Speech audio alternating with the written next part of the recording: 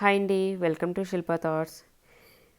ఈరోజు నేను అమెరికాలో మా స్టవ్ అనేది ఎలా ఉంటుందో చూపిస్తాను. ఇదైతే నేను వచ్చిన కొత్తల్లో చాలా కొత్తగా అనిపించేది. ఇందులో కుక్ చేయడం కూడా వచ్చేది కాదు సరిగా నాకు, ఎందుకంటే మాడిపోయేది ఒక్కొక్కసారి. ఇప్పుడైతే అలవాటు అయిందండి కొంచెం నాకు. ఇదిగోండి, పైన అయితే ఓవెన్ ఉంటుంది, కింద స్టవ్ ఉంటుంది. ఇది మొత్తం ఒక సెటప్ అండి. ఈ సెటప్ మొత్తం ఏ ఇళ్ళల్లో చూసినా ఉంటుంది ఇక్కడ.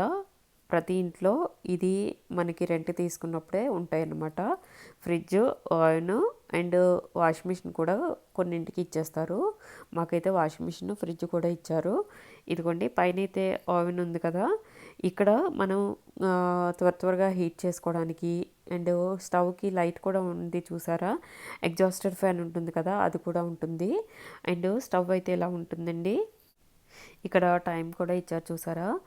ఓవెన్ సెట్టింగ్స్ కూడా ఉంటాయి ఇక్కడే, మొత్తం సెట్టింగ్స్ చేసుకోవచ్చు. అండ్ స్టవ్ కూడా ఇక్కడే ఆన్ చేసుకోవాలన్నమాట.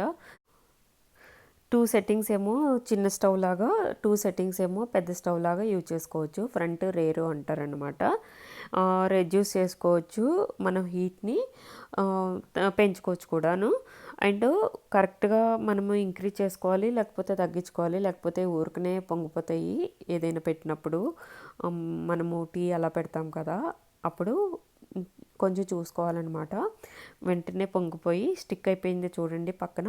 ఇప్పుడు స్టవ్ ఆన్ చేశాను చూడండి, హీట్ అయితే వెంటనే ఇలా వచ్చేస్తుంది. రెడ్ కలర్లో మొత్తం ఉంది చూసారా.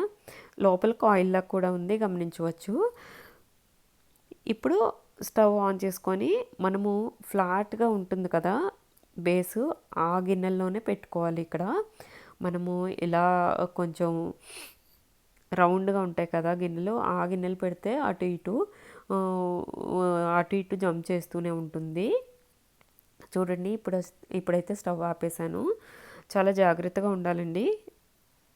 మనము చేయి పెట్టేస్తే కాలిపోతూ ఉంటుంది, చాలా జాగ్రత్తగా ఉండాలి. ఇక్కడ కుకింగ్ సెట్టింగ్స్, ఓవెన్ సెట్టింగ్స్ చూసుకోవచ్చు మనము. పక్కన చూసారా బర్నరు మొత్తము టీ పొంగిపోయిందనమాట ముందు రోజు నాకు. దానివల్ల అలా స్టిక్ అయిపోయి ఉండిపోతుంది. అలాగా కొన్ని రోజులకు పోతుంది అది. నేను క్లీనర్ కూడా యూజ్ చేశాను, కానీ పోవట్లేదనమాట. స్టవ్ అంతా ఇలా ఉంటుంది 4 బర్నర్లతో. మనము గిన్నె కూడా కొంచెం వెయిట్ ఉన్నవి యూజ్ చేసుకోండి, బాగుంటుంది. ఇదిగోండి, నేను అడుగున ఫ్లాట్గా లేని గిన్నెని పెట్టాను చూడండి, ఎలాగ అటు ఇటు జంప్ అవుతుందో మీకు చూపించడం కోసం పెట్టానన్నమాట. జస్ట్ పాలు పెట్టాను, అలా జంప్ అవుతూనే ఉంటుంది, అటు ఇటు మూవ్ అవుతూనే ఉంటుంది. సో ఇలాంటి బౌల్స్ అయితే తెచ్చుకోకండి అండ్ కొనుక్కోకండి. ఇదిగోండి, మొత్తం స్టవ్ అయితే ఇలా ఉంటుంది సెటప్. కిందన ఓవెన్ సెటప్ ఇంకా ఉంటుంది. ఇది కన్వెక్షన్ ఓవెన్ కదా, చూడండి కింద అయితే ఇలా ఉంటుంది సెటప్ అనేది. అండ్ లోపలైతే నేనైతే గిన్నెలు పెట్టేస్తాను, డైలీ నార్మల్గా పెట్టేస్తానండి, ప్లేస్ సరిపోక. పెరుగు కూడా ఇక్కడే పెట్టుకుంటాను నేను. పెరుగు అయితే ఈజీగా అయిపోతుంది, ఇందులో లైట్ ఆన్ చేసేసి పాలైతే పెరుగు తోడు పెట్టేస్తాను. అండ్ ఇడ్లీ రుబ్బుతాం కదా, ఇడ్లీకి పిండి, ఆ రుబ్బు కానీ దోశకు కానీ బ్యాటర్ ఇక్కడే పెట్టేస్తాను. చక్కగా పులిసిపోయి రెడీగా అవుతుందన్నమాట. దానికైతే యూజ్ చేస్తున్నాను. ప్రస్తుతానికైతే పైన ఉంది కదా ఓవెన్, అదే యూజ్ చేస్తున్నాను. జస్ట్ హీట్ చేయడానికి ఫుడ్ అలా యూజ్ చేస్తున్నాను అనమాట. ఇంకా కేక్స్ ఇవన్నీ పెట్టలేదు నేను. లోపలైతే ఇలాగా నేను నార్మల్గా గిన్నెలు అయితే పెట్టేసుకుంటాను. డిష్ వాషర్ కూడా నేను యూజ్ చేయట్లేదనమాట ప్రస్తుతానికి. నార్మల్గానే నేను గిన్నెలు క్లీన్ చేసేసుకుంటాను అనమాట. ఇదిగోండి, ఇలా అయితే ఉంటుంది మొత్తం అంతా సెటప్ అనేది. కిందన ఇలాగా డెస్క్ లాగా ఇచ్చారనమాట.